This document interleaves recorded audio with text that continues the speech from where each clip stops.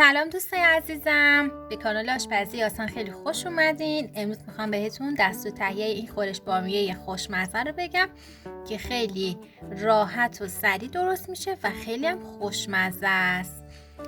تا فصل بامیه هست حتما امتحانش کنید، مطمئن باشید که عاشقش میشید. بریم با هم طرز تهیهش رو ببینیم. اول پیازها رو که نگینی خرد کردیم میریزیم توی ظرف تا یه کمی سرخ بشه.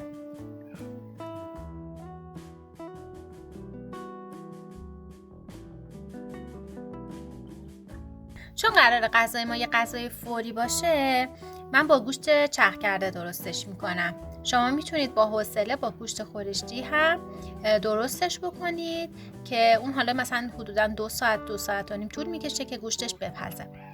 ولی حالا تا اینجاش با گوشت چرخ کرده اگه درست کنید هم خیلی لذیذ و خوشمزه میشه، هم خیلی هم فوری هستش. پیاز همون که یک مقدار سبک شد، من بهش زردچوبه و فلفل سیاه اضافه میکنم. من چون گوشت چرخ کرده استفاده کردم، گوشت رو با یک پیاز کوچیک رنده شده که آبش رو گرفتم خوب ورز دادم، یک مقدار بهش نمک و زردچوبه و فلفل سیاه اضافه کردم و قلقلی های کوچیکی درست کردم. با پیازهایی که یک مقدار طلایی شدن همزمان گذاشتم تا یه خورده سرخ بشن و خودشون رو بگیرن.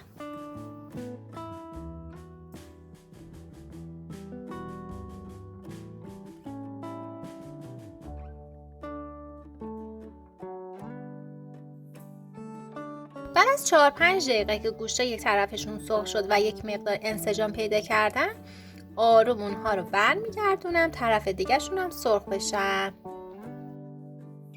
وقتی که گوشت ها یک مقدار خودشون رو گرفتم، من دوباره درب قابلمه رو میگذارم تا گوشت ها یک مقدار مغز پخت بشن و دیگه خیالم هم راحته که دیگه وا نمیرن.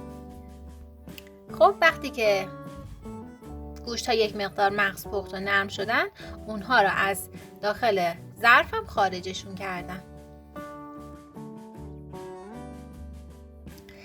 حدوداً 2 قاشق غذاخوری من رب گوجه اضافه کردم و خوب توی روغن پیاز داغم با پیازها تفتش میدم تا خوب سرخ بشه و بوی خامی اون گرفته بشه و به اصطلاح رنگ پس بده.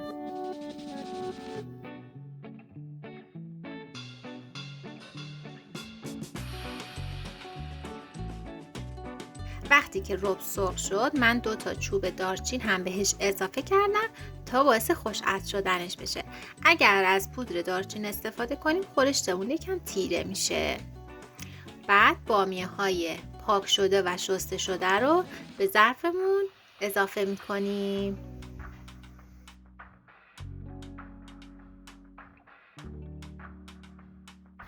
بعد به اندازه آب میریزیم که آب تقریبا تا نزدیکی های سر بامیه هامون بیاد.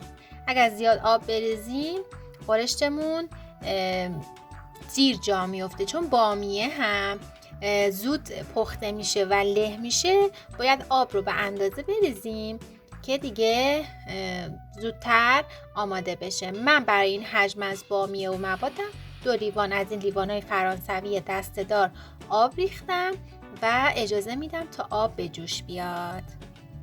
درب ظرفمون رو میگذاریم تا آب قابلمه که به جوش اومد، اون وقت اون گوشت های قلقلیمون که پخته شده بودن رو به خورشتمون اضافه میکنیم تا کاملا مزه ها با هم دیگه مخلوط بشن. ببینید بامیه ها سریع در عرض چند دقیقه تغییر رنگ دادن، زود پخته میشن. یه غذای خیلی فوری و خوشمزه است.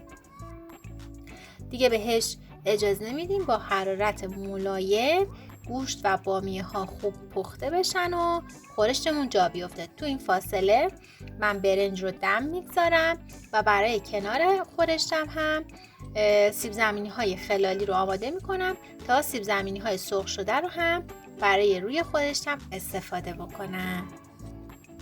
دوستان عزیزم، بامیه از نظر ارزش غذایی یک گیاه بسیار سالم هست. برای افراد دیابتی خیلی مناسبه، باعث کاهش قند خون میشه برای کسانی که مشکل یبوست دارن واقعا یک فیبر قوی گیاهیه که میتونه به مشکلشون کمک کنه.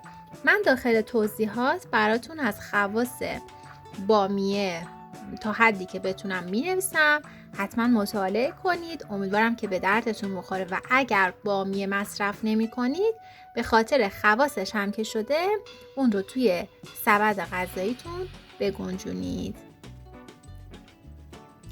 داخل یک ویدیو دیگه هم میخوام بهتون آموزش ترشی و شور بامیه رو آموزش بدم که اون هم فوق‌العاده خوشمزه هستش و ارزش یک بار امتحان کردن رو حتما داره.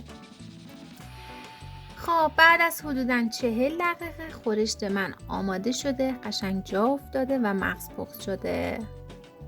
دیگه آماده هستش که سروش کنم.